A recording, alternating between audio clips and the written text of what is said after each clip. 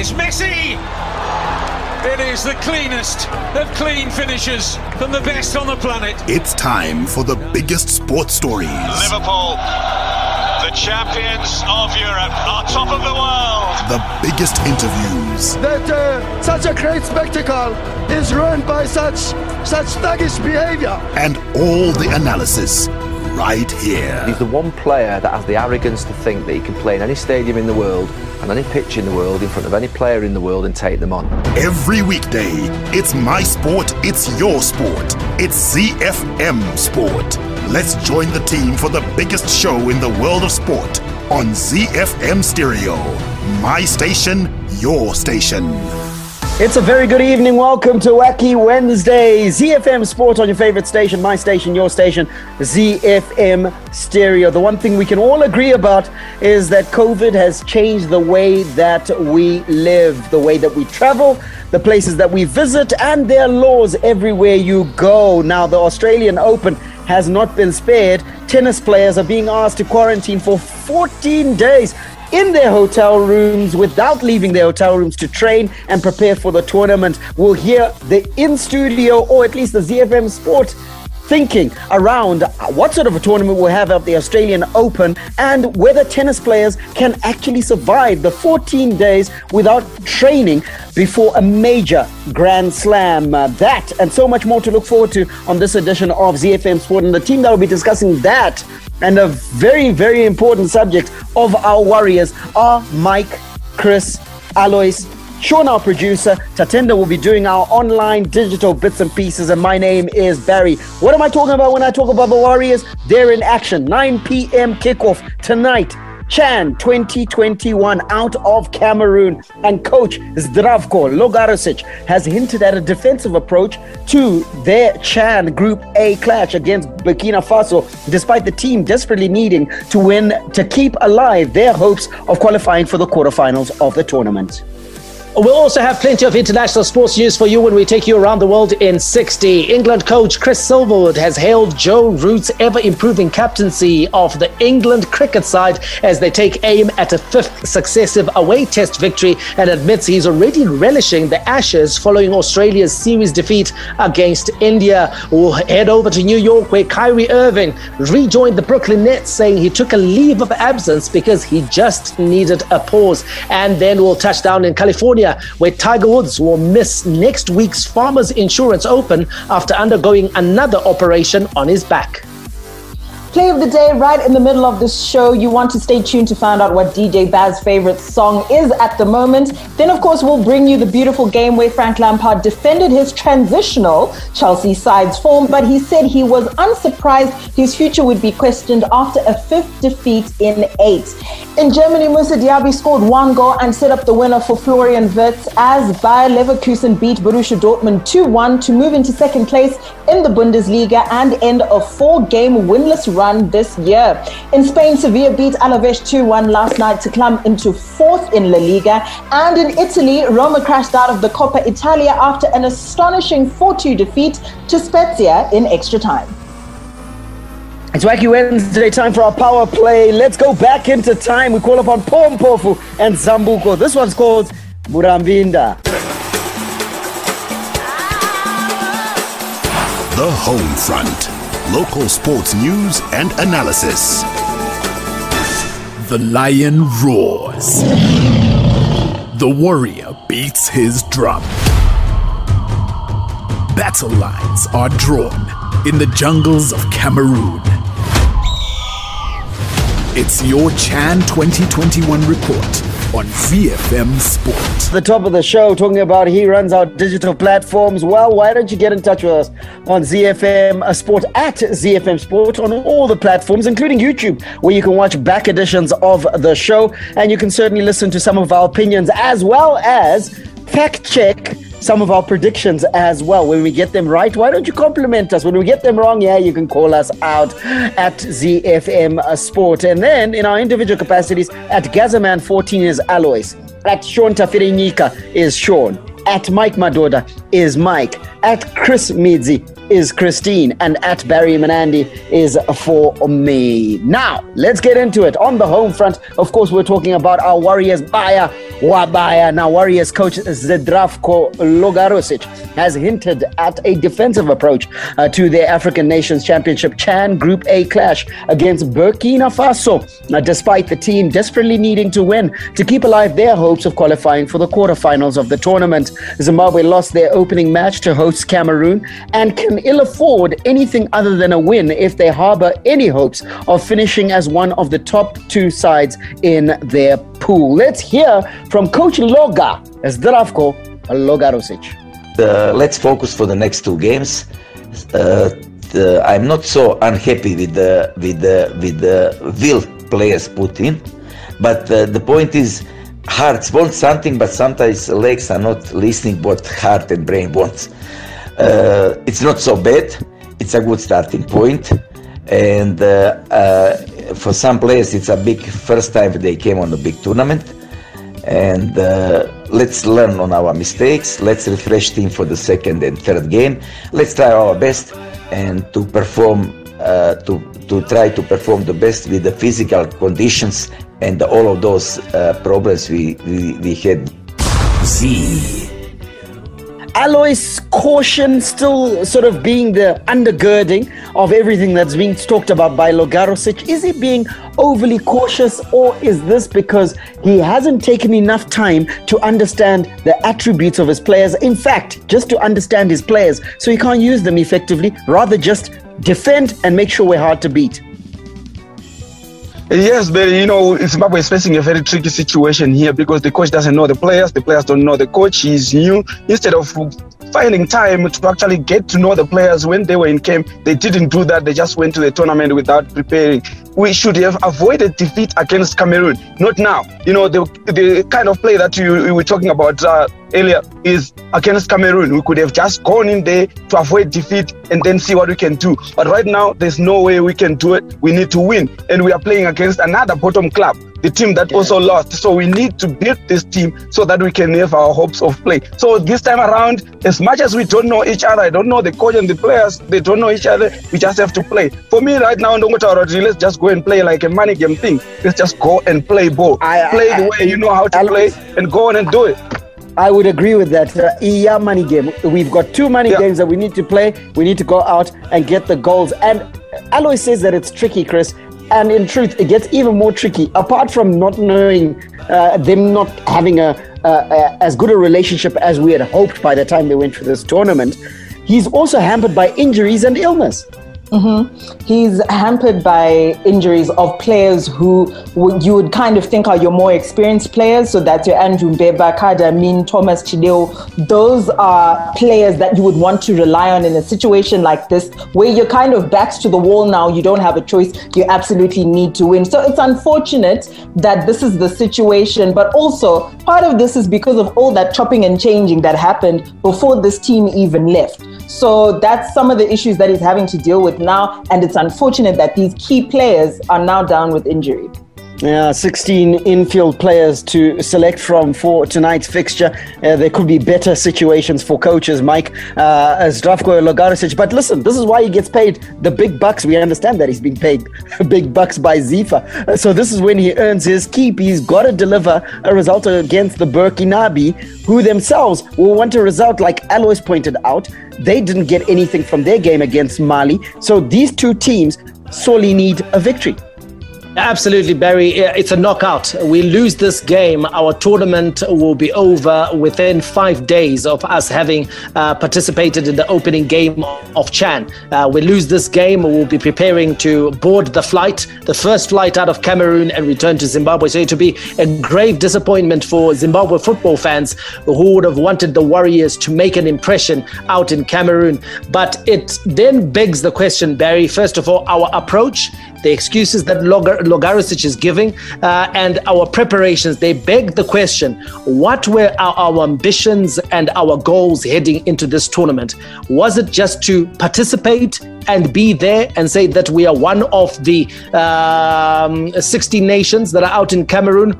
Or was it for us to actually make headway in this tournament, get to the quarterfinals, get to the semifinals, and have designs of winning the tournament? For me, I get the impression that sometimes ZIFA is only too happy with us qualifying for continental tournaments and us participating rather than for us to make an impression when we get to the tournaments. It looks like the achievement is in qualifying, and you see it by the manner in which we prepared for this tournament. Very haphazard, very shoddy. I think what ZiFM wanted to do was just to tick the box that we got the team on the plane, they fulfilled their fixtures, and that's it. We participated at Chan 2021. And that's a crying shame, isn't it, Alois? Because you look at it in truth, I think the last edition of Chan, we finished 4th, and you'd want to see a progression from that and see us improving. And then, unfortunately, it looks very difficult. Yeah, look, we don't want to judge the team too harshly. They played one game against Cameroon, but it's not looking promising on the basis that the coach is already making excuses. The team is ravaged by injury, and we're going out and facing a Burkina Faso team that sorely needs a victory. So the hope is that we can improve upon that 4th place finish, but right now it's not looking that way.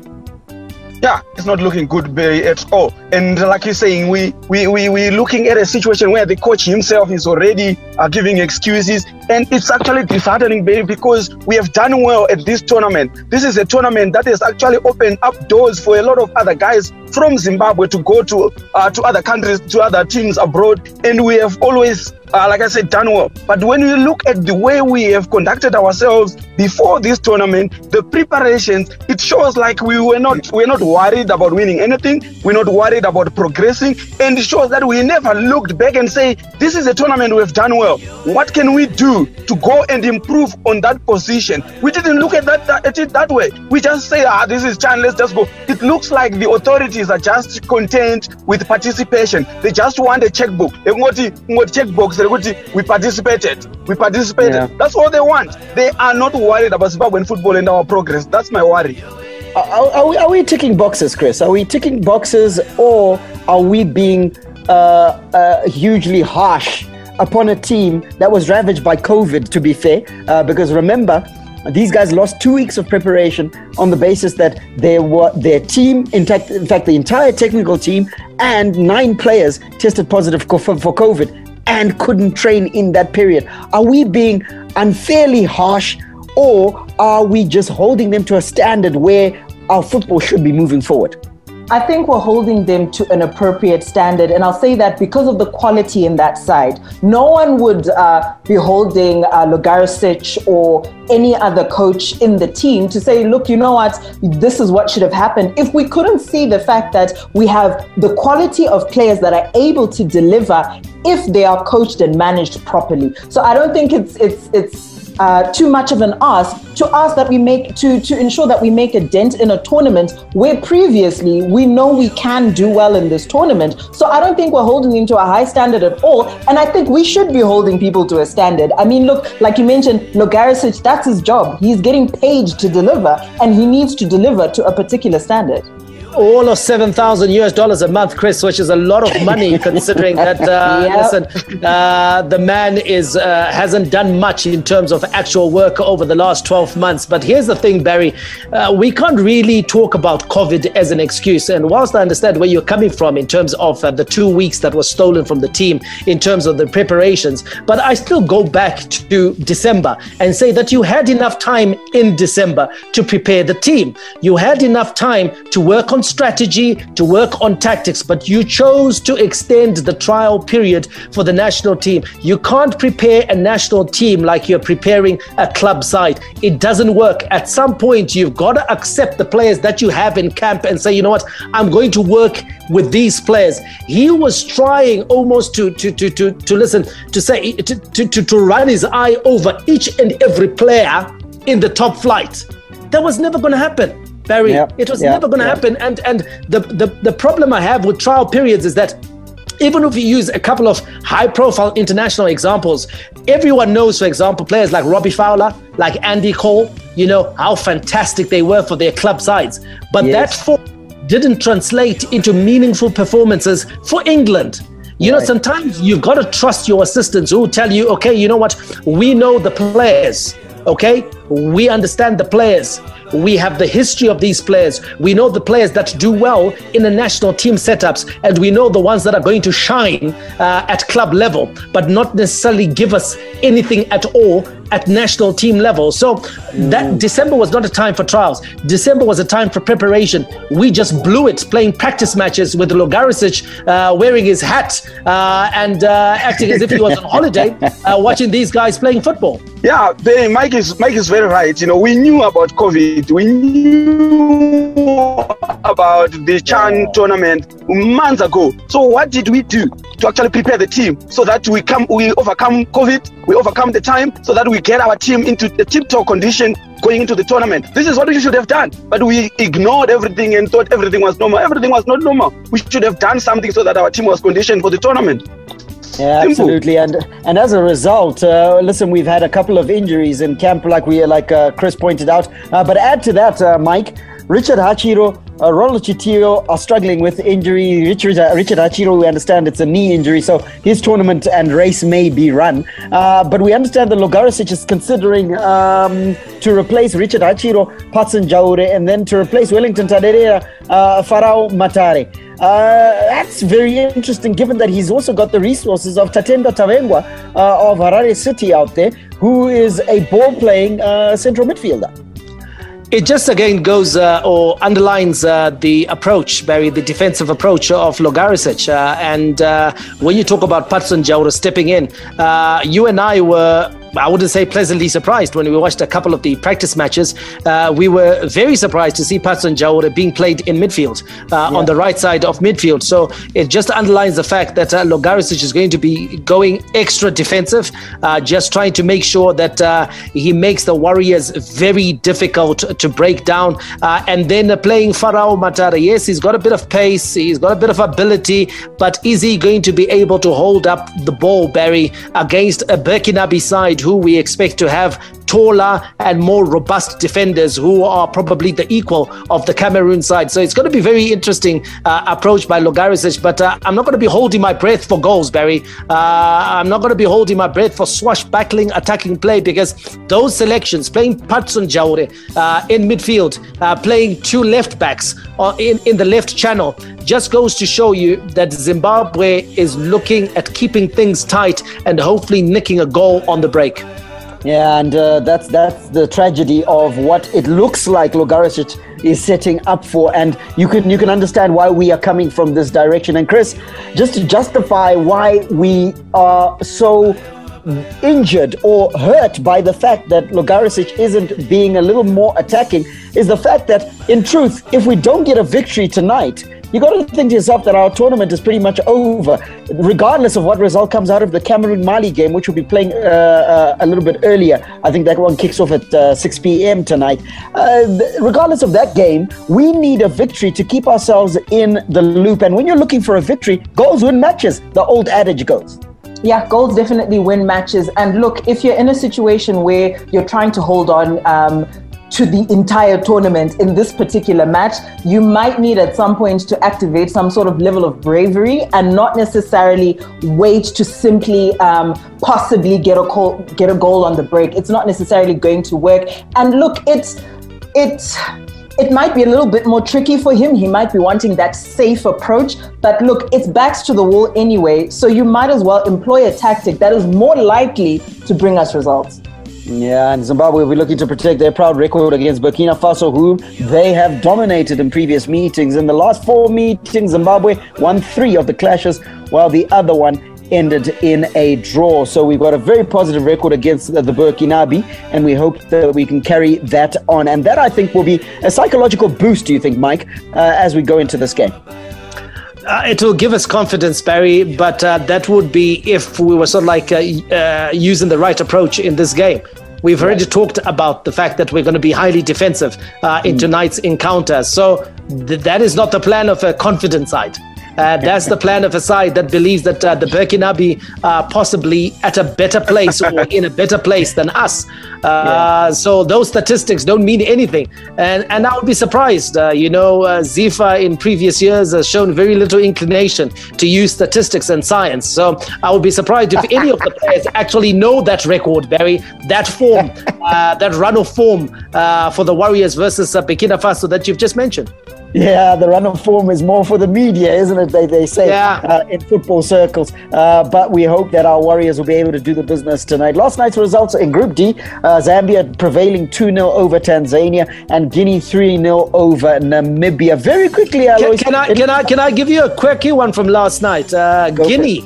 But okay, apart from the fact that those are the first two matches where more than one goal was scored, so it's great. Yes, it looks like the tournament is starting to pick up. Guinea actually could have fielded a team of 11 cameras last night, because they actually have 11 cameras in their squad, including a goalkeeper. A goalkeeper whose name is Kamara. Oh, yeah. So it would have been some record, isn't it? If every outfield player had Kamara on the back of their jerseys. A record, but I'm a little concerned that this stat is coming from you, Michael, because we know you've dabbled in commentary, because that's a commentator's nightmare, having 11 cameras on the field. You'd have to use their first names. Yeah, you've got to use their first names, because you can't go camera passes the ball to camera. You leave the guys absolutely lost. It is Wacky Wednesday, so that sort of stat is a good place for us to take a local sports news roundup. Hi, I'm Warriors coach Zdravko Logarušić, and you are listening to ZiFM Sport. Sports with a difference.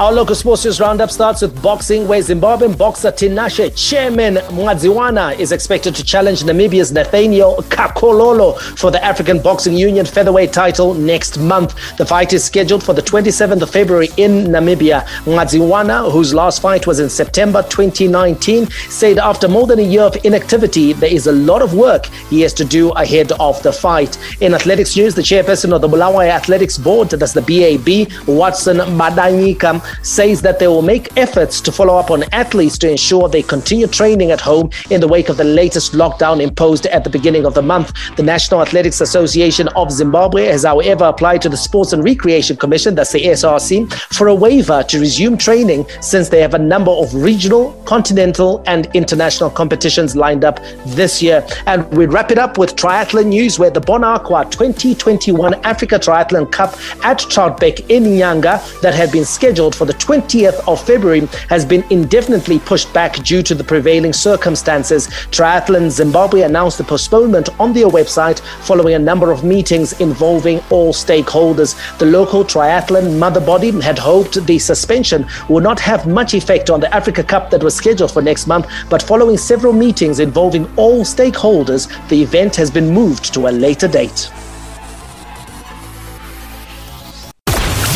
Hi, this is Mike Madoda, and you can catch me and the team for all the latest breaking news out of the world of sport, local as well as international, on your favorite station, my station, your station, ZiFM. We are Z-Team on ZiFM Sport. Z. From the front of the grid to the back of the net, it's ZiFM Sport. International Sports News Roundup, where the world comes out to play. You're locked onto ZiFM Stereo, my station, your station, and this is your favorite sports show, ZiFM Sport, putting you on the pulse of sport, local as well as international. In the second half of the show, we got the beautiful game, and we'll be talking about Frank Lampard. He's a manager under pressure after Chelsea lost to Leicester, a result that saw the Foxes storm to the top of the standings in the English Premier League. We'll get to hear the thoughts of the team in studio. But before we get there, we got some international sports news for you, and we're going down under, not for the cricket but for the tennis. Now, traditionally, the opening Grand Slam of the year, the Aussie Open, is played in the month of January, but this year, due to the COVID pandemic and the prevailing circumstances, it will start, or should I say, it will serve off on the 8th of February. In the meantime, the participants in that tournament have been put under quarantine for at least 2 weeks upon arrival in Australia, something that has got that has provoked debate, as a lot of people are asking, how are these players going to prepare? But local officials in Australia are criticizing tennis players for complaining about conditions after dozens of them, of course, went out publicly on social media to say that they did not agree with the fact that they're not being allowed to practice and that they have to stay indoors in the lead up to the Australian Open. It's a very, very difficult one, isn't it, Chris, where we've got this is not just a ranked tennis tournament, okay? This is not just the ATP 500 or 1000. This is one of the 4 major Grand Slams that are played every year. And you're asking players to go into this tournament with minimal preparation. Is it going to give us a fair indication of who's the best player?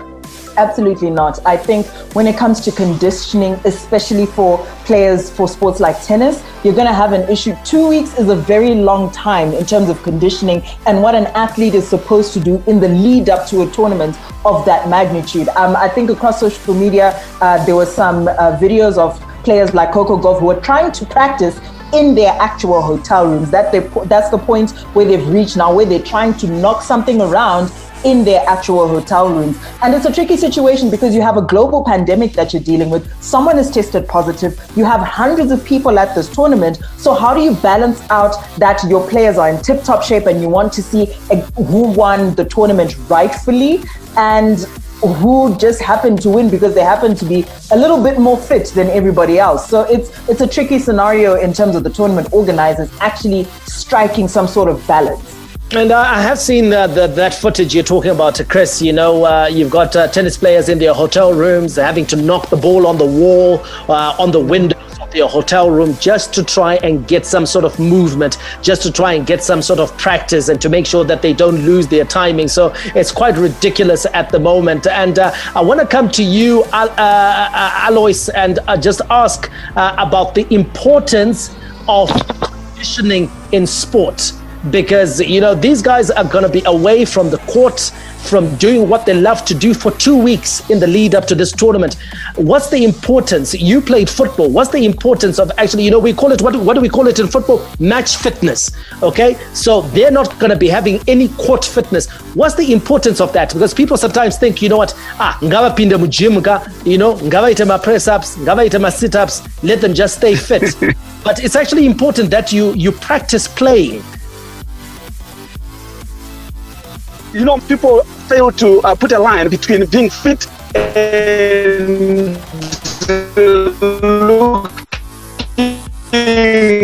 looking fit.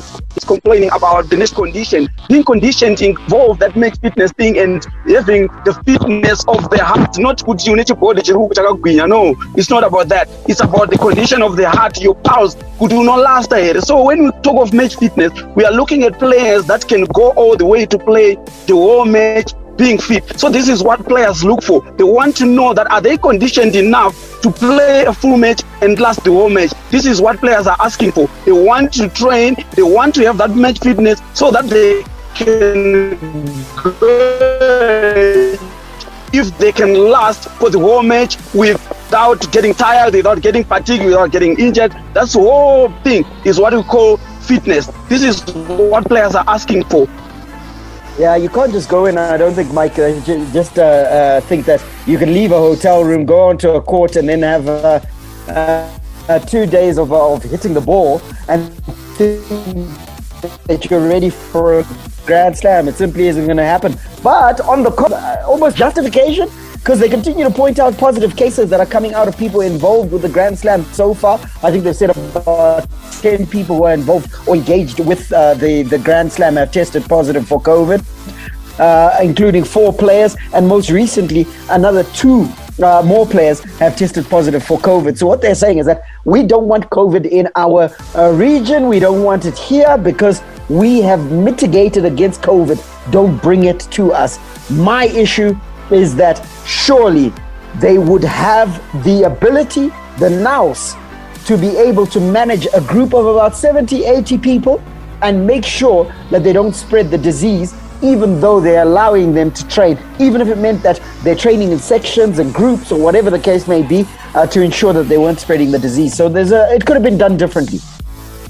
Absolutely agree with you, Barry. It could have been done very differently. They should have created a bubble for the men, created a bubble for the women, got in touch with the facilities out in Melbourne to ensure that these players were put on a roster where they'll be able to go to fully fledged gyms, they'll be able to go to tennis courts and practice. They surely can do that in Australia. They have the personnel, they have the resources. They've done it with the cricket, where the touring cricket teams have been able to practice whilst they have remained isolated in their hotels. It's something that they should have considered for the tennis.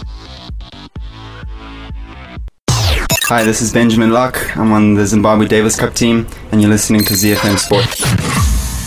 Around the world in 60 seconds. International sports news. We take off in London, where England coach Chris Silverwood has hailed Joe Root's ever-improving captaincy as England take aim at a fifth successive away test victory, and admits he's already relishing the Ashes following Australia's series defeat against India.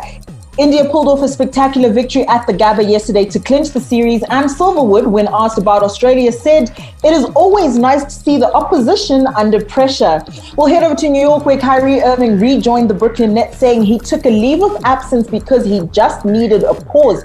Irving practiced with the team and could play early tomorrow morning against the Cleveland Cavaliers. The point guard had missed the last 7 games while regaining his conditioning after he was eligible to return. Irving didn't give a clear reason for his absence, saying he had a lot of family and personal stuff going on. We'll touch down in California, where Tiger Woods will miss next week's Farmers Insurance Open after undergoing another operation on his back. In addition to the Farmers, which gets underway in San Diego next Thursday, Woods will also sit out the Genesis Invitational event, a tournament he hosts and which benefits his charitable foundation. Woods complained of feeling pain in his back during last month's PNC Championship, where he competed alongside his son Charlie, and he has now had surgery to remove a pressurized disc fragment. Hi, my name is Rune Shamba, Mytoria's super striker. You're listening to ZiFM Sports. The big leagues, the big teams, the big players. The beautiful game on ZiFM Sport. All the rivalry. Here is Harry Kane for Tottenham. Oh, what a goal! A classic derby goal from Harry Kane. Catch him if you can. All the stars. Oh, back here's Liverpool 2 in front. Talk about impudent. Talk about improvisation. Talk about Sadio Mane. And all the game-changing moments. And Raheem Sterling rattles it home. And once more, City are in front in a trice. All the updates from the Premier League on ZiFM Sport. Chelsea manager Frank Lampard has defended his transitional side's form, but said he was unsurprised his future would be questioned after a 5th defeat in 8 matches. Lampard's Blues are 9 points off the Premier League summit after a 2-0 defeat to Leicester last night. Let's hear from Frank Lampard, who admits that his Chelsea future is beyond his control, and it's normal that people ask questions following their defeat to the Foxes. Of course, it intensified for me a while ago, because expectations at this club, whether they're right or wrong, are always high. I know we're in a different position now with the squad. If you look at our squad today and the age in our squad, and look for our season, the composition of our squad, it's a mixture of a young squad, a lot of players, some new players. And I keep talking about transition, but when we perform like that, it's normal that people will ask questions. Barry, last night we talked about Chelsea, we talked about Frank Lampard, we talked about the £250 million. Yeah, I like the way you put it. that he has spent just to add to the numbers at Chelsea, and yet he finds himself on the receiving end of speculation around his future. Here's a guy who's underachieving as manager. Yeah, 100%. Look, 5th defeat in 8 games is not the form that certainly we expect of Chelsea since the Roman Revolution, Roman Abramovich I'm talking about. It's not the sort of form either that you expect from a team that has spent that much money in a transfer window. $250 million should actually get you to be in the top 4 almost perpetually, right from the outset, because you've got enough quality on the field to do the business. You would think to yourself, which team look like they spent $250 million in the transfer window. It actually looked like Leicester last night because they looked and made it look very easy. And that's due to coaching. Brendan Rodgers has done a fantastic job with the Foxes. Let me ask you this. Where has it gone wrong for Frank Lampard and Chelsea? Because, you know, after that initial defeat to Liverpool at Stamford Bridge, Chelsea looked like they had turned a corner. It was victory after victory. I mean, they were playing very well, not just at home, but also in the Champions League. They made light work of their opposition in that competition. And at some point, they were actually sniffing around at the top of the table. And people were talking about a title tilt. Where has it gone wrong? If you think about it, we've got 19 games in the league so far. And that's half the season. We still don't know Frank Lampard's best 11. I don't think he does. And the reason being that he doesn't have a plan. When a manager has a plan, and I'm going to use Brendan Rodgers again, when he knows how he wants to set up, how he wants to play, if a player gets injured, you're removing that player and plugging a hole. Frank Lampard saw a bit of instability and started getting wrong results and decided to reshuffle his whole pack and continues to reshuffle that whole pack. And the minute that you don't know your starting 11, we're going to question you and ask you whether you have the tactics or the tactical nous to navigate successfully a season as treacherous as the one we're in. And now, Alois, one of the areas that we pointed out last season was the defense for Chelsea. They have an atrocious defense, and that hasn't changed. You just take a look at the statistics. Most away goals conceded in the Premier League since the start of last season. Newcastle, of course, they head that very inauspicious lineup of teams. They have 52 goals that they piled in. And then Chelsea has got the second worst defense. They've let in 50 goals. And keeping them company are teams like Crystal Palace and Aston Villa after the season that they had last season. But you take a look at the point that Barry has made, the chopping and changing and not knowing who the starting lineup for Chelsea is. There is one area where it's really exemplified, and that is at the back for Chelsea. At one point, you'll have Christensen playing with Kurt Zouma. At some point, you'll have Thiago Silva playing with Rudiger, as we saw last night. At some point, it will be Zouma with Thiago Silva. At some point, it will be Timori back in there. And that's one area, Alois, that you know that you can't chop and change regularly. It's the defense and goalkeeping department.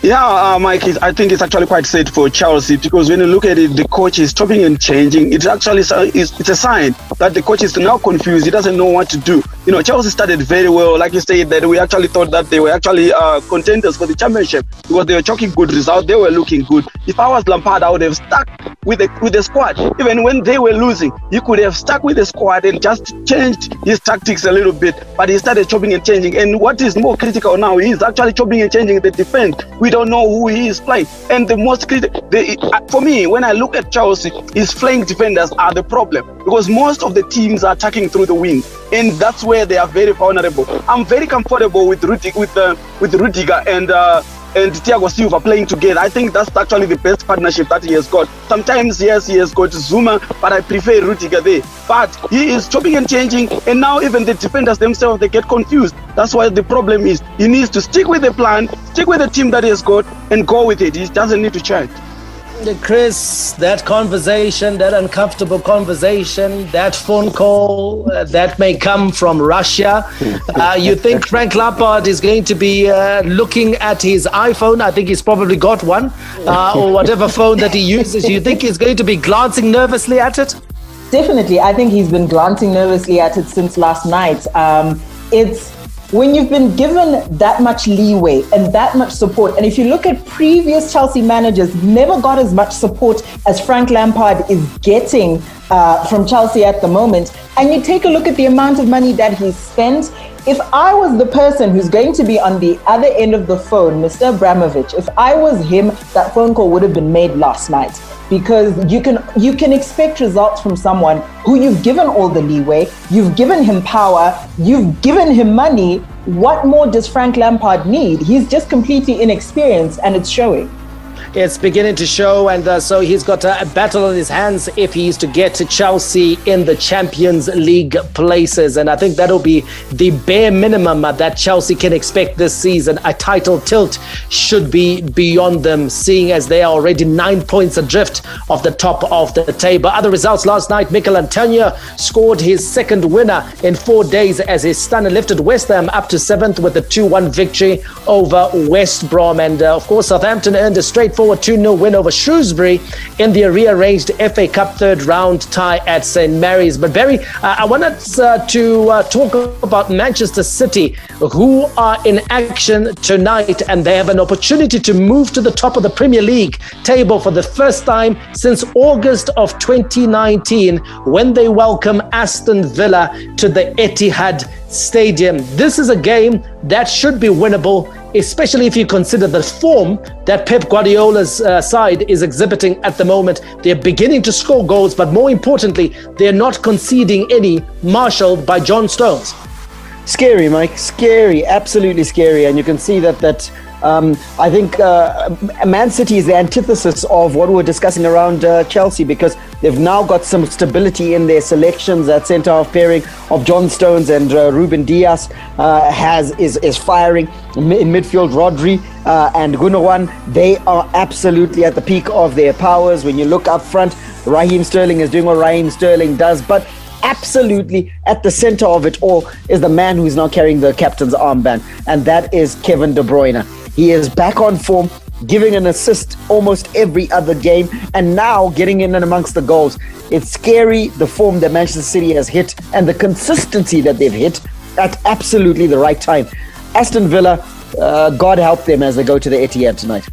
And just as we wrap up, Chris, has there been an element of fatigue? Barry talking about KDB, Kevin De Bruyne coming back into form, and then you take a look at the performance of certain players at certain clubs. You take a look at Mane, his form has dipped. You take a look at Salah as well. He doesn't have the usual intensity that he enjoyed. Trent Alexander-Arnold at Liverpool. And then you also take a look at players like Timo Werner, who's struggling at Chelsea. You take a look at even Bruno Fernandes as well, that when the games have been high on intensity, he has sort of like faded in the big games. Is there an element of fatigue for these players where they're going to have some sort of rest and then be allowed to rediscover their form?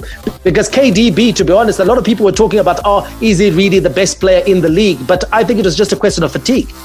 I think a number of these players, like the ones you mentioned, are definitely fatigued. If we take a look at the frequency with which they're playing matches in the different competitions, if you take a look at the fact that they didn't necessarily have a very big break between the two seasons, that's all going to come into effect, and it's coming into effect now. So what teams need to be doing more effectively is resting their key players as and when necessary. Of course, for certain teams, they're under pressure, they need their key men as often as possible, but it's going to be down to deciding which competitions are key, which matches are absolutely key, and giving some of these players a break if they want to reap the benefits. Like you said, KDB, who's now is almost having a resurgence of sorts and is the old KDB that we knew. Well, the red half of Manchester is also in action tonight as they take on Fulham, looking to getting back to winning ways after that draw at Anfield. Horsepower unmatched. Torque to beat the best. Speed unrivaled. Sleek and easy on the eye. Let's get behind the wheel of football engineered to perfection. The Bundesliga, made in Germany. Right, Moussa Diaby. This is, of course, in Germany. Moussa Diaby scored 1 goal and set up the winner for Florian Wirtz as Bayer Leverkusen beat Borussia Dortmund 2-1 to move into second place in the Bundesliga and end a 4-game winless run this year. The 21-year-old Frenchman terrorized the Dortmund defense throughout a one-sided first half in which he fired the host in front by finishing off a quick break in the 14th minute. Bayer Leverkusen manager Peter Bosz was full of praise for Moussa Diaby following his performance. Ja, der ist mich auch aufgefallen mit seiner... Moussa Diaby also caught my eye with his dribbling and his runs behind the defensive line. He did a great job. Of course, we all know his speed and dribbling ability. But you have to be honest. What he has to improve is his final pass. Because if his last pass was even better, we would have taken an even bigger lead by half-time. But he did very well today. I also have to say that Leon Bailey was also very good. When you see that for the first goal, his ball is right behind the defense, so that the goalkeeper can't come out and the defender can't get to the ball. That was a dream pass from Leon, and a great run from Diaby. Alois, this is a player that reminds me all the time of Sadio Mane. The way that he approaches the game, the way that he plays. I had a problem with his decision making, but now it looks like he sorted that out, and they got a good win against Borussia Dortmund last night. He's a very good player, Perry. He is very nippy, he's very quick, and he's a very, like you're saying now, he's now very decisive. He used to dribble, he used to have to use his skills in wrong places, but right now he's actually doing it very effectively. And he's actually now helping his team actually doing well. I'm quite disappointed as well with the Borussia Dortmund. They are hot and cold. They are not really excelling. They are not putting themselves up there as a championship contender. I don't know what it is. You know, I'm sorry I had to digress and go to Borussia Dortmund because that's my team. But we can't help. I think Diaby has come of age right now, and he's actually playing the best football of his career at the moment. No, thanks for talking about Borussia Dortmund, because that loss last night pushes them down into 4th position, 7 points behind log leaders Bayern Munich. Bayern Munich, who are in action tonight, they take on Augsburg. In other matches, Schalke will host Cologne, Arminia Bielefeld take on Stuttgart, RB Leipzig will take on Union Berlin, while Freiburg entertain Eintracht Frankfurt. Heading into Spain now, Sevilla beat Alaves 2-1 last night to climb into 4th in La Liga. All 3 goals netted in the opening half hour, with the visitors going ahead inside 3 minutes. Mike, Sevilla managing to get back into the top 4. They're sitting in 4th place now. Julian Lopetegui has done a good job of managing to get some good results and climb back up the table. Yeah, absolutely. They had a bit of a wobble a few weeks ago, Sevilla, but they have very realistic prospects in terms of their La Liga ambitions, which is to be there in the Champions League. If they can qualify for the Champions League, join the 2 Madrid clubs, Real and Atletico, as well as Barcelona, possibly as Spain's Champions League representatives, they will be very happy. Right now, they've got a bit of a fight on their hands from Villarreal and Real Sociedad, who've got outside chances. So it's going to be a lot tougher than in previous seasons. But they are exactly where they want to be, in 4th place in the Champions League places. Tonight's matches: Getafe versus Huesca, Real Betis will be up against Celta Vigo, and Villarreal host Granada. Some Copa del Rey action as well: Cordoba versus Real Sociedad and Alcoyano versus Real Madrid. Let's wrap up today's show with news out of Serie A, where Roma crashed out of the Coppa Italia after an astonishing 4-2 defeat to Spezia in extra time. The winners of this tie will go on to face Napoli in the quarterfinal on January the 27th. Roma had 2 men sent off within 30 seconds of extra time starting. So that was a bad result for the Giallorossi, but a great one for Spezia, who carry on in the cup. Hopefully they can do it against Napoli again, but that's not promising. Tonight, there's Serie A action: Udinese versus Atalanta. We're out of time. We've got to catch you tomorrow for our shortened show. It's a Thursday edition. Don't miss it. May God richly bless you. That's my story, and I'm sticking to it. Manande, out. And it's Messi! It is the cleanest of clean finishes from the best on the planet. The biggest sports stories. Liverpool, the champions of Europe, are top of the world. The biggest interviews. That such a great spectacle is ruined by such thuggish behavior. And all the analysis right here. He's the one player that has the arrogance to think that he can play in any stadium in the world and any pitch in the world in front of any player in the world and take them on. Every weekday, it's my sport, it's your sport. It's ZiFM Sport on ZiFM Stereo. My station, your station.